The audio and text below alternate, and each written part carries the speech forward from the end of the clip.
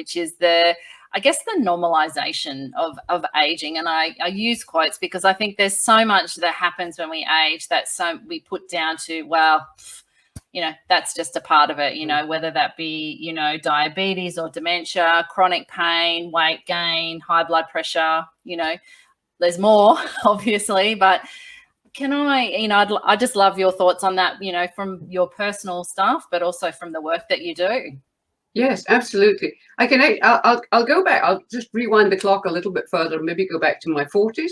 I'm a grandmother now, but I go back to my 40s because it really actually all started then, although I didn't realize it. But I didn't feel terribly well. I seemed to be bloated, excess water, just something wasn't quite right. And I actually went to see a nutritionist. I wish I'd never gone, but anyway, this is what happened. And I was told to go on a low-fat diet and to eat soy instead of dairy. Now, those two things actually affected the next 25 years, probably.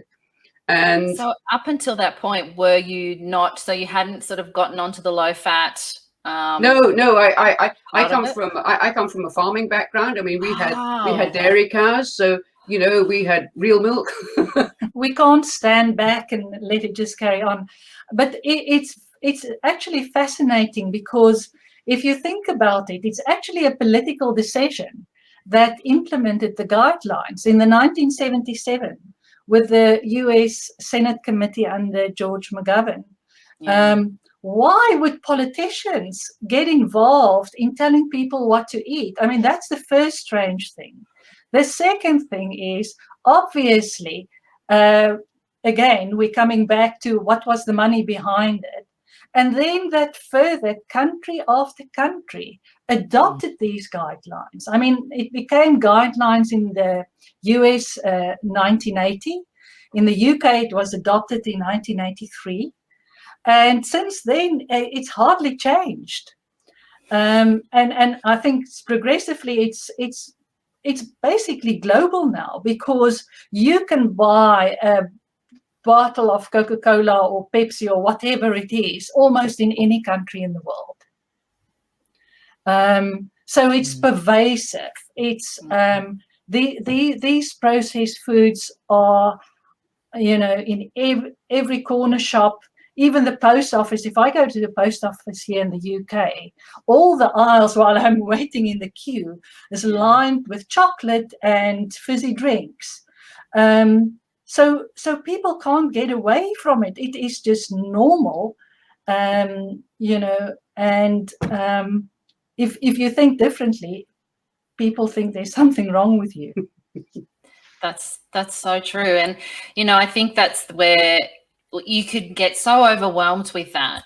And, that's, I suppose, my job as a coach, and you would do it, I guess, with your clients as well. It's that, you can't sit around and wait.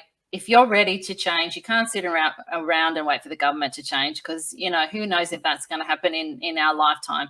We just have to do what works for us. And it does feel a little bit like we're out of the tribe. We're going to go through a lot of those feelings of being isolated a little bit, but we'll find new tribes. I mean, look at the people, that I get to meet now since I've entered the low carb space. I think it's just things just shift and change. And I just think, there's nothing I can actually do about that, unfortunately, personally. So all I can manage is myself and my family and hope that the ripple effect, Yeah, I think the message needs to spread one person at a time. And that's how it's going. It will have to be the population eventually that make it clear to government that, we're not interested in that. It's going to take time. So it's down to a personal choice, and we can just do our best to try to spread the message and find people that are willing to listen. Because I think if you listen to Issy's story, I mean, it's not that she didn't try to get medical help. It was just that she knew from experience that whatever they offered her didn't necessarily make her feel better, and her condition progressed. It deteriorated. I mean, a couple of months after she started on the low carb program, she could stop high blood pressure medication completely. and she's not used it since then. So people need to experience this. They need to see the results for themselves. And